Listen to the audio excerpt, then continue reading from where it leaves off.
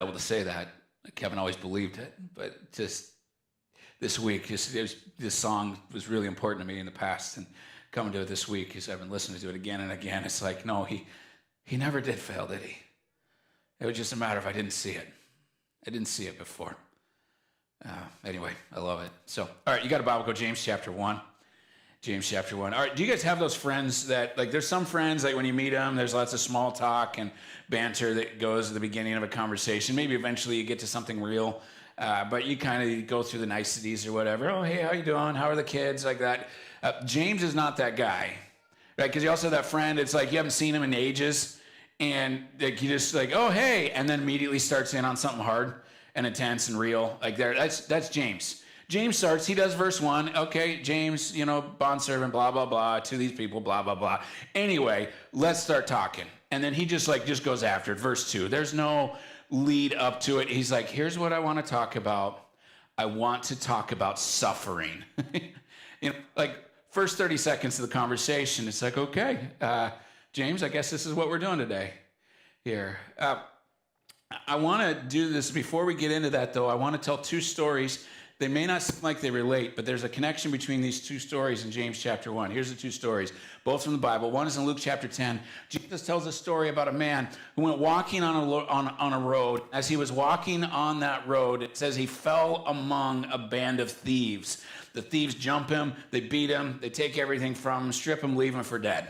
There, okay, that's one story. The second story, Acts chapter 27, the Apostle Paul finds himself, he's been arrested now, and he's being sent from Jerusalem to Rome, where he's going to stand trial, eventually executed, wrongly so, but eventually executed there. He's going to stand trial, and to get from Jerusalem to Rome, he has to sail on a ship. He's on this ship going across the Mediterranean Sea, and while he's on the Mediterranean Sea, they hit this massive storm, and in this storm, it says that the storm smashes their boat up against a reef. The waves and the storm encompass them there.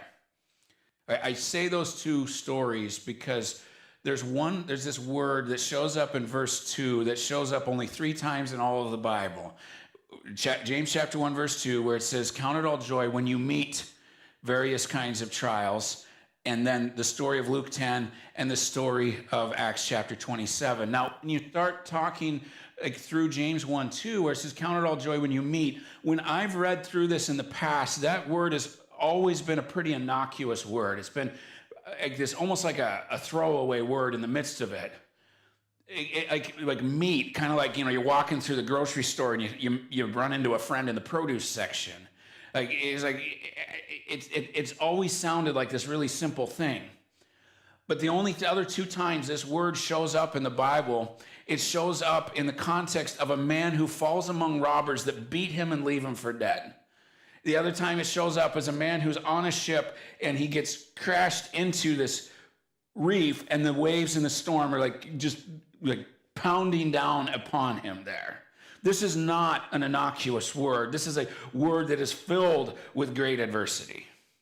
And it says, and James is saying, I want you to, when you face pain like that, when you feel like a band of thieves has jumped you and beaten you and left you for dead, when you experience a shipwreck there, when you find yourself on a ship that you didn't want to be on, sailing across the sea that you never wanted to cross, in the middle of a storm that you didn't belong in, trying to overcome a shipwreck that you didn't cause.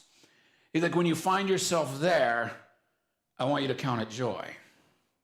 When you're dealing with that kind of pain, I want you to count it joy. All right. Now, I'm going to get back to the text. I need to briefly pull away from the sermon just a little bit to talk about, I need to give a little, is disclaimer the right word? Disclaimer. All right. One of the things that the church, well, this isn't just true of church, this is true of humanity, but church has really jumped on board with this. One of the things that we've not done a good job of doing is differentiating between different types of adversity and pain. I have seen James 1:2 used as this Band-Aid that we slap on every kind of adversity regardless of what it is. All right, but we need to remember that pain occurs, adversity occurs on a spectrum. There, like you have this world where there's no pain, and then you got level 1, level 2, level 3, right on up to severe enduring pain. Now, all of these things will fall under the moniker of pain, and to use James's term, a trial there or an adversity there, all of them, but the kind of treatment that you give at this level is not what you give at this level, right? So I remember I was thinking of this, my son, this is when he was like two years old. He was still a toddler. I know he is a toddler because he wasn't able to walk the stairs yet. He was still doing that thing the way, you've seen the way the 2-year-olds go downstairs. Sometimes they just flop on their belly and then slide like they're like doing a reverse luge kind of thing. And that was what he was doing. He went through a phase where he really enjoyed watching things roll down the stairs. And so he would take things and just chuck them down the stairs. And fortunately, he doesn't feel that way anymore because he's of size that he could roll me down the stairs if he wanted to. But anyway, and one particular day, we didn't catch it at the time until it was too late, but he'd grabbed one of these glass, like a New Yankee candle, and he decided to see what that did when he rolled it down the stairs. And he rolled it down the stairs, and it gave this very, very satisfying shattering sound when it hit the landing at the bottom of the stairs. And he was very happy about this, and he wanted to go see it. So he flops on his belly and slides down, and of course he's barefoot. And guess what he hits at the landing, right? He gets a gash in his foot, a little deeper than what we could do with a Band-Aid at home. And so we go to take him to urgent care. When he gets to urgent care, they do what you're supposed to do. They start picking pieces of glass out, and they irrigate it and clean it up real good. And then they, if I remember correctly, they use some super glue or some kind of adhesive to seal that wound up together. Now, the care that he got that day was wonderful. It was exceptional medical care. It was exactly what he needed. Imagine we're sitting there in urgent care as they're employing their wound care techniques, which were spot on for what he needed. Imagine somebody then comes into the room and he's got a javelin sticking through his abdomen, right? Like, and the same nurse and doctor that worked on our son now is like, okay, we're going to go work on Javelin guy. If they took the same technique they used on my son with his foot and use it on the Javelin guy, with my son, it's exceptional care. With Javelin guy, it's malpractice. Right? It's like, it's still wound care. It's still, all of that fits under the category of wound. Technically, my son's wound was in the same category as Javelin guy's wound because it's all wounds. But it's irresponsible to use level 4 care for a level 10 wound.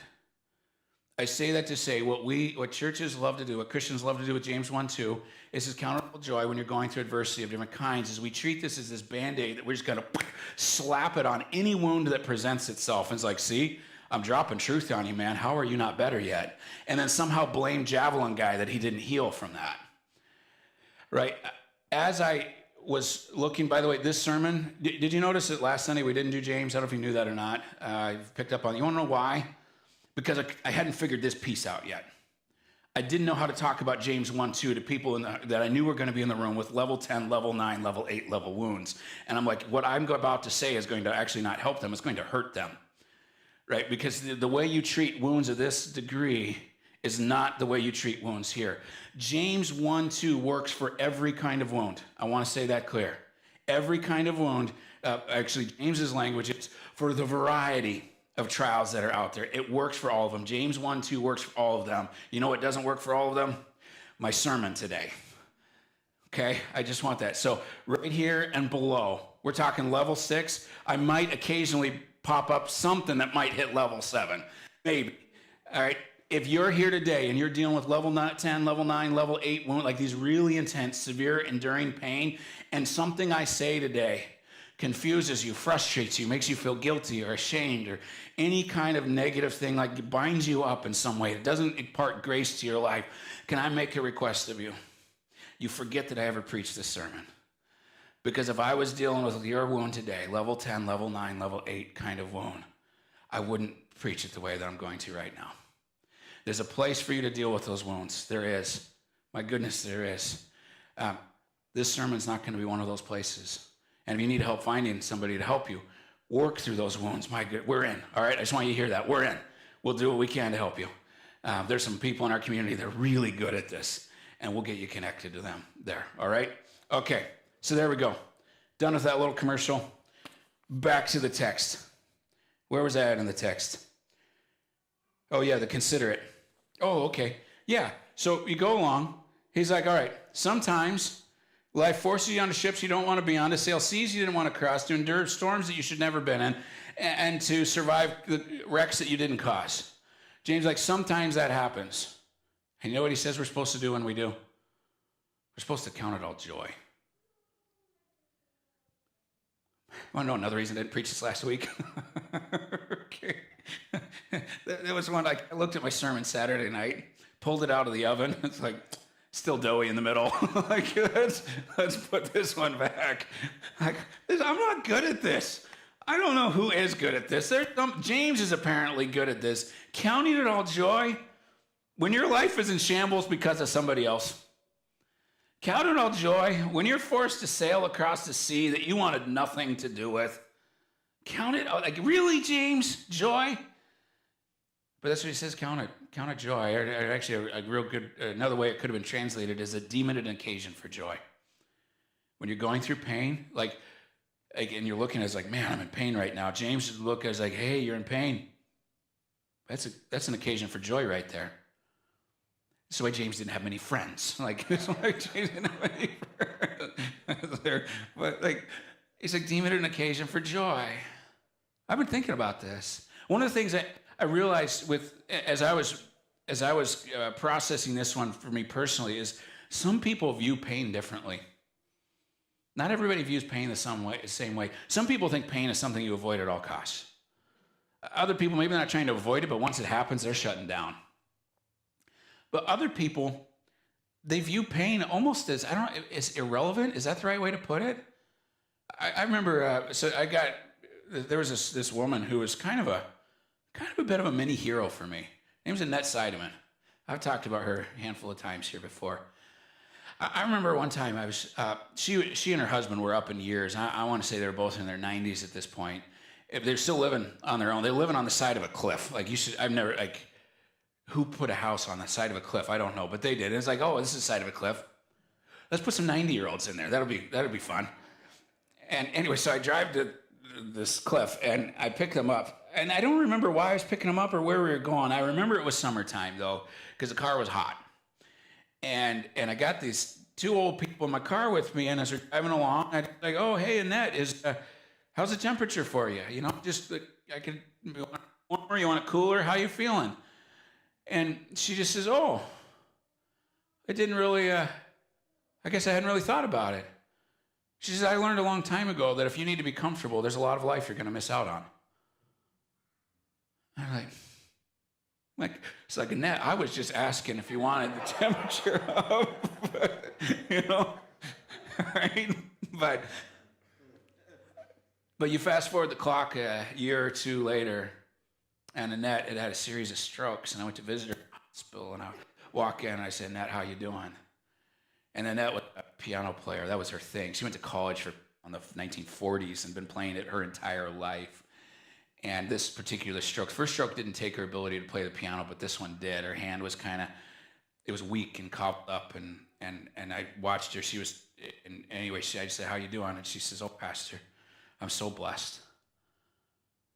And then she went on and she was showing me, she had that little tray that rolls across the hospital bed, and she was with her good hand, she took her other hand and she put it out, and she would force her fingers into the piano holding position. And she's like, I know I can't play the piano today, but I'm working on my fingers because I'm hoping I can get it back. And then she sat there and tried to play air piano for me there, so I started dancing for her. It struck me as like, so the same woman who said, I realize in life that if you have to be comfortable, there's a lot of life you're going to miss out on, is the same woman who, when she's facing like really intense loss that would devastate the most of us, she's saying, I'm so blessed. She viewed pain differently than I do. She viewed pain differently than a lot of us do. James, I think, would have been in a similar camp as Annette Seidemann.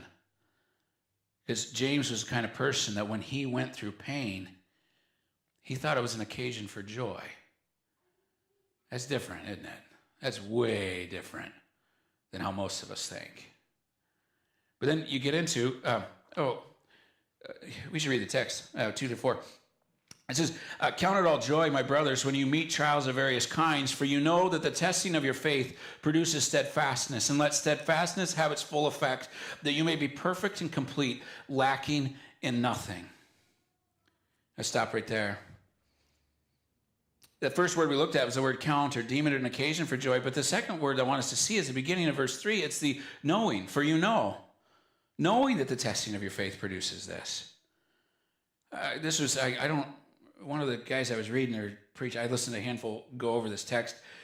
He said that the power for their joy didn't come from a gritty determination for joy. It came from the knowledge of verse 3. That was the power for James's joy. It was, now there is a place for gritty determination and joy. Remember, for me at least, that was significant. The year of determined joy, that was 2017. Like, I don't care what happens. I don't care how much life just smacks me around. I'm going to be joyful one way or the other before this thing is done. There is a place for that gritty, determined joy, but that wasn't the source of his joy. The source of his joy, James wasn't like, I'm joyful because I'm determined to be. He was determined to be joyful, but what gave him that joy was the knowledge of verse 3, knowing that the testing of your faith produces steadfastness, and let steadfastness have its full effect, that you may be perfect and complete, lacking nothing. Because James knew what this pain was going to do for him, he viewed it differently. And that's something about people like James, is that they view pain differently is because they view life differently. They have different priorities. They have different agendas than other people. I've recently started this year. I've never been into weightlifting at all. I know that's hard to tell. Like, believe that, but it's true. I've never been into weightlifting, but this year it's just it's just gotten fun. I don't know. There's something about it I've enjoyed. So I set a goal for myself. I don't have a deadline for it yet. I'm working on it steadily. I want to do a 400-pound deadlift. That's my goal. I'm not there yet. A deadlift is where you got a barbell on the ground, load it up 400 pounds, and then just stand up with it like that, and hold it in that position. I thought I was there 2 weeks ago. I did 351, and I'm like, okay, I got more in me. I got more. I think I can do this. Then I put 400, and like, nope. Okay, nope. Like, I got the bar to make a clicking noise when I bounced it against the weight. Nothing. There was no air underneath it. Nothing there. So not there yet. But what I've decided is, and this obviously isn't like a terribly important thing, but it's become a goal of mine. And you know what that's done? Because that's a goal of mine, is it's made it so I spend a lot of my life doing this, right? Like, I'll be sitting and I'll just be like, okay, hang on, and I'll just start, and you start, those first 5 or 6 steps, you shuffle, and then you start, and then you get the, that level of sore, like when you drop something, and you just look at it, and I think, future Jeff can pick that up. I don't really need that anyway, do I? Talking about your life, right? Because the goal is there, the pain is there. And while I would rather I could just work on this and never experience any soreness in my life, the reality is that if this is a goal that I want to hit, I got to expect pain and soreness in my world. It's just going to be a part of the process. James has a goal in his life. And the goal in his life, he says, is to be perfect and complete, lacking nothing. He said, I want to be the kind of man that is filled with so much wisdom, is filled with such a mastery of his desires that I live my life with godliness. I live with holiness. The Apostle Paul had a similar conversation, totally different way of phrasing it, but a similar one, as it was in the book of Philippians, I think it is, where he says, you know what I want? I want to attain that which Christ laid hold of for me. He's like, I know that this life that I have has been given to me by Christ. I know that the fullness, like to be able to stand before God in holiness and righteousness, I know that that's a gift from Christ. I know that I've not earned that, but I want to live my life in such a way that I'm worthy of it. that I honor this Christ who's given so much by saying like, hey, like I take this seriously. And I want to walk a path of righteousness. I want to walk a path of holiness and wisdom and goodness. I want to be the kind of man that reflects the kind of God that you are. That's what James is saying here. James is like, this is my life. Like that is a goal of my life, is to be of that caliber. You know what's going to be required to hit those levels? Pain. You can't grow those muscles without getting sore. You just can't. And so that's why James is looking at this adversity and is like, hey, listen, like this is stupid. I know it's painful. I get it. I realize that. But you know what this is doing? It's making us stronger. It's making us, he said, the testing of your faith produces steadfastness. It's going to make it so we can hang on. It's going to make it so we can keep plodding away. It's going to make it so we can endure. You know, like James is one of those guys who's like, maybe you come in here with more talent, but here's what you'll never do is you'll never outlast me. And the hardest, that was a Babe Ruth, the hardest man to beat is the man who keeps getting back up. Right? And James is like that. I want to be that guy. I want to be that guy, because the guy that doesn't give up, you don't beat him. The guy that doesn't give up, he becomes mature and complete, lacking nothing. Like that's who that guy is. If I could pull in Thomas Edison, here's another quote. Some of you guys have seen this. I like this quote. Some people miss opportunity because it shows up in overalls and looks like work. Right? And with James, he wants to put in the work. He wants to put in the work of being a godly man, of being a godly person. And this has caused me to maybe ask a question to myself a little bit here. And I don't want this to become a guilt-ridden thing. I don't want this to be a try harder, do better kind of a message here. But there is a question for me of, Jeff, do you share the same goals that James does? Do you value godliness to this point that when pain comes into your life, you can see it as an occasion for joy, because it's going to do its work in you to make you the man that you want to be? Or is it just a case of like, I don't really care that much. I don't know that I really want to be that much more godly. I'm pretty content with the level that I'm at. At which point, you know, it's like, what was it? I saw that quote here. Somebody shared it to me. It was like, dear, whatever doesn't kill me, I'm strong enough now. Thank you. Okay. Right. Like, But if I desire to, in the words of Paul, lay hold of that which Christ laid a hold of for me, if I aspire to that, and pain comes into my world, you know what that does?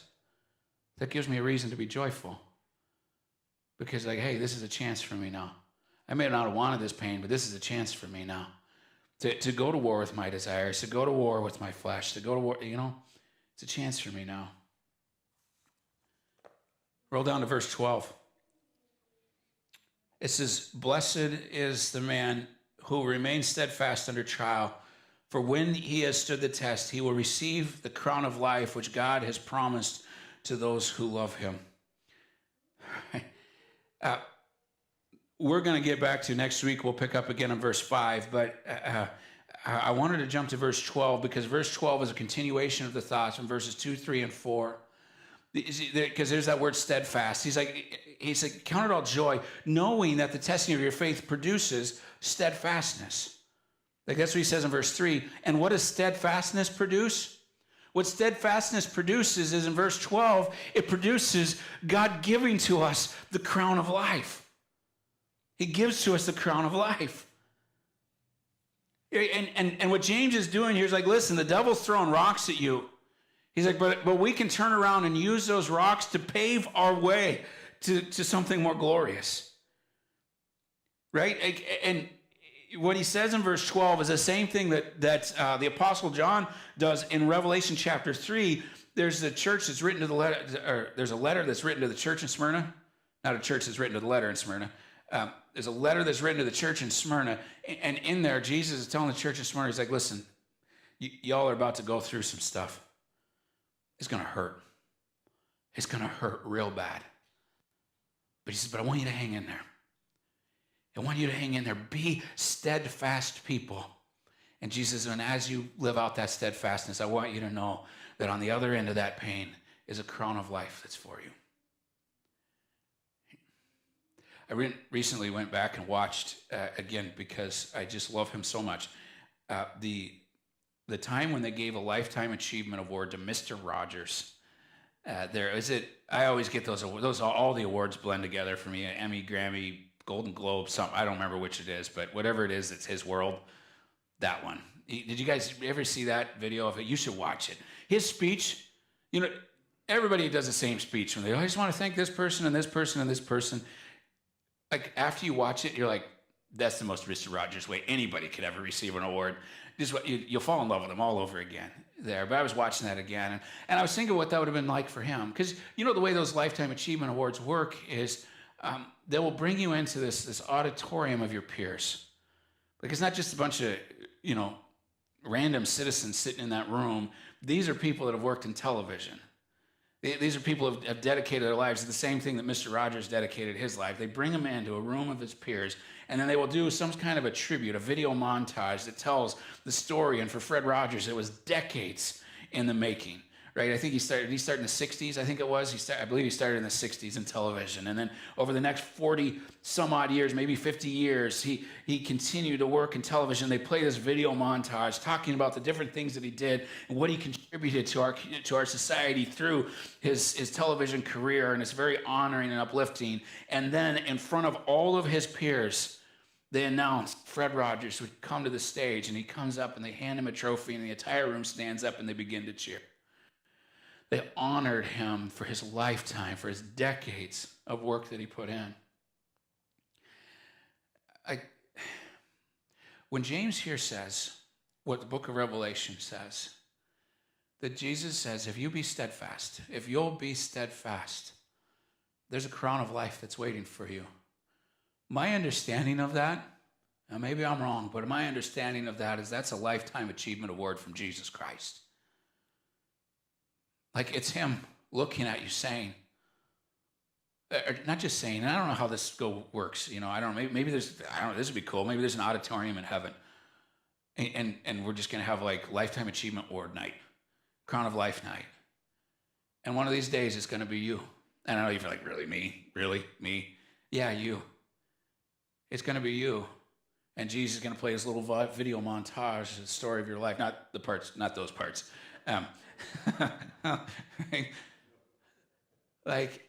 maybe it's going to be in front of a group of people and Jesus is just going to honor you, or maybe it's going to be in an intimate one-on-one.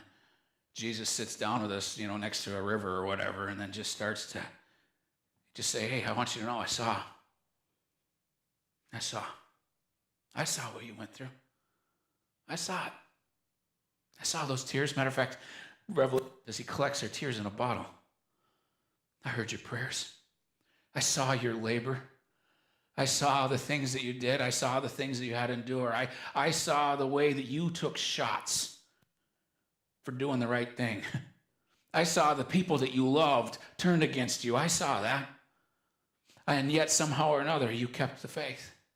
I saw the way you faced that disease. I saw that thing that was going on with your child. Nobody else in the world knew about that, didn't they? Nobody else knew it. I saw it. I saw the labor that you put in for them. I saw what you did for your neighbors. I saw what you did for your community. I saw what you did. I saw the things that you did, the way that you endured. I saw that, and in this moment, I want to honor you. Does this sound weird to you? This sounds weird to me. For Jesus to, at any point, tap me on the shoulder and say, Jeff, I want to honor you.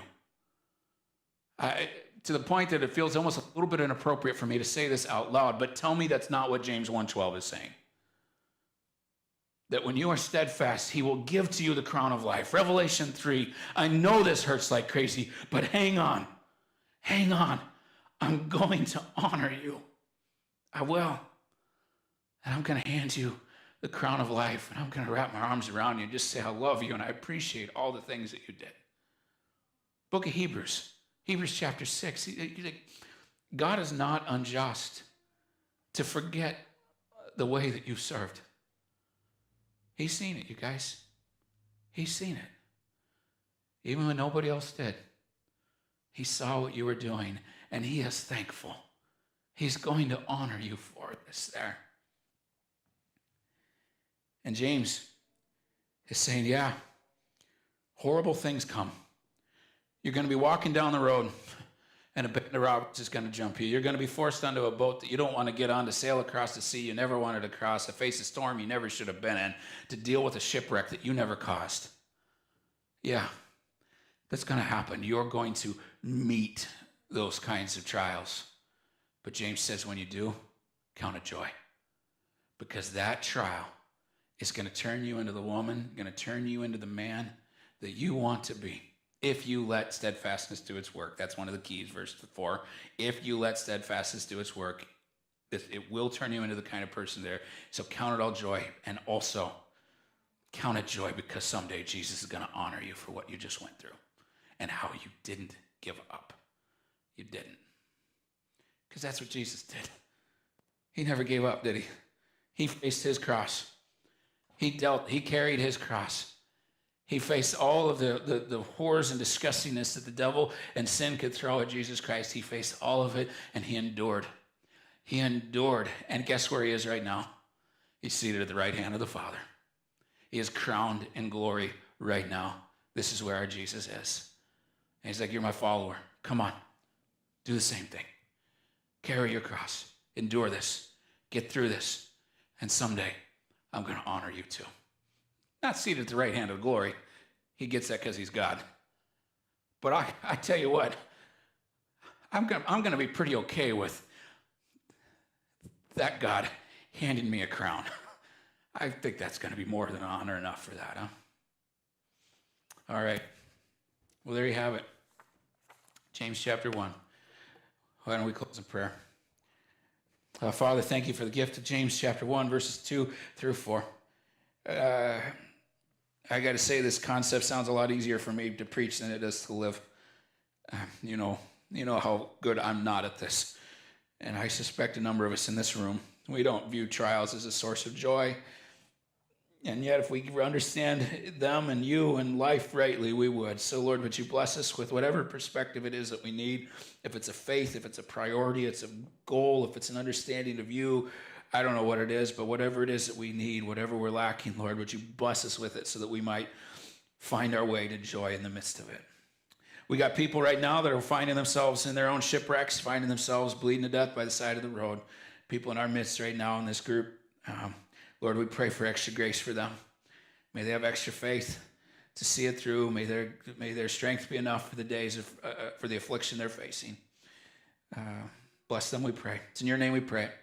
Amen. All right. Thanks so much. 2 more nights. Tonight and tomorrow. Done with the Feast of Tabernacles. All right. Have a good week. And it'd be intense, yeah.